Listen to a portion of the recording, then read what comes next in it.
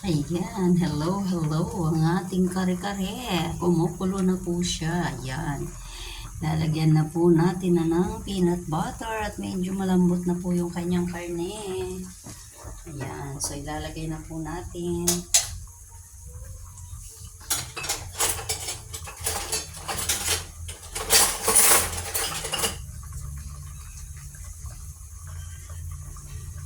Itong ating peanut butter. Hindi po masarap ang ating kare-kare kung wala po ito. Na dapat mas masarap yung maraming peanut butter. Ayan, ilalagay na natin ang ating pampalasa. Ayan. Nagluto po tayo ng kare-kare kasi matagal na natin hindi natitikman ng ganitong klaseng luto.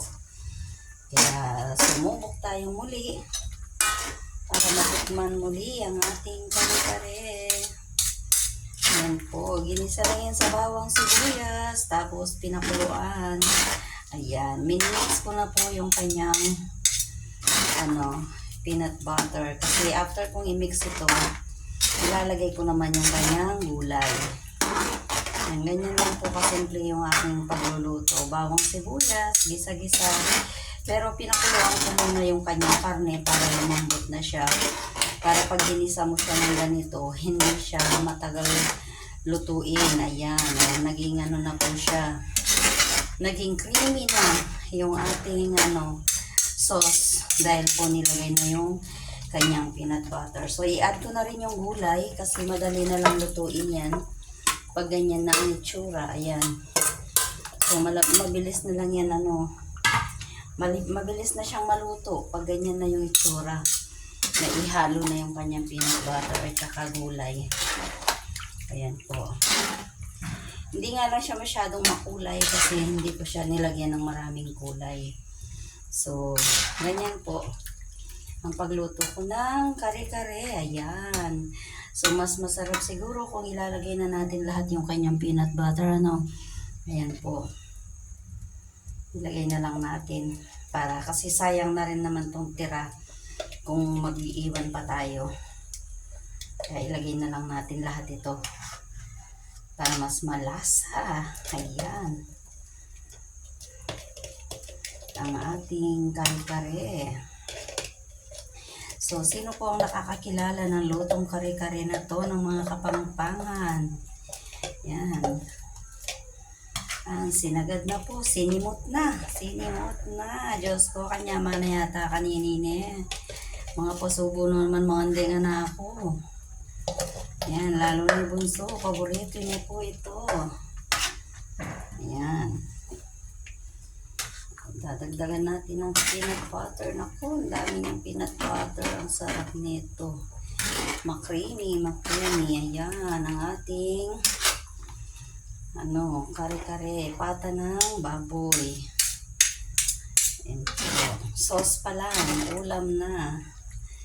Ayan, kung nakikita niyo po.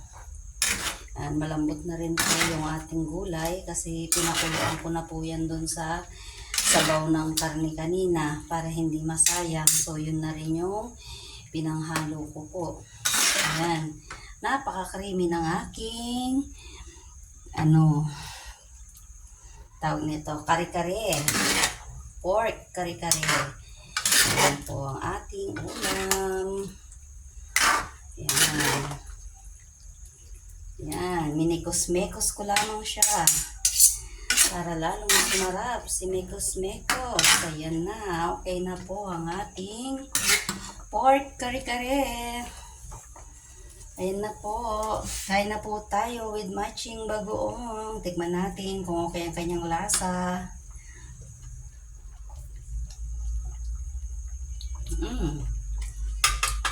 Pwede na.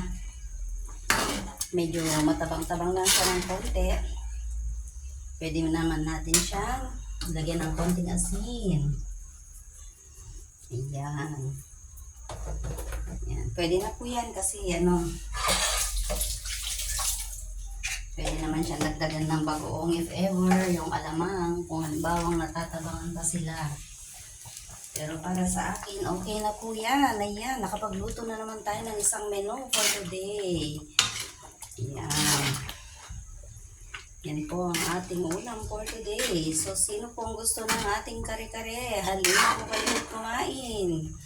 Sumabay na po kayo sa amin. Ayan. Ang dami niyang gulay. May sitaw, may pechay at talong. So, hanggang dito na lamang po. Thank you for watching. Don't forget to subscribe on my YouTube channel. Please like and share. At mag-iwan na rin po kayo ng komento. Mga patala dyan, pwede rin paliparin. Thank you. Bye-bye. Thank you for watching.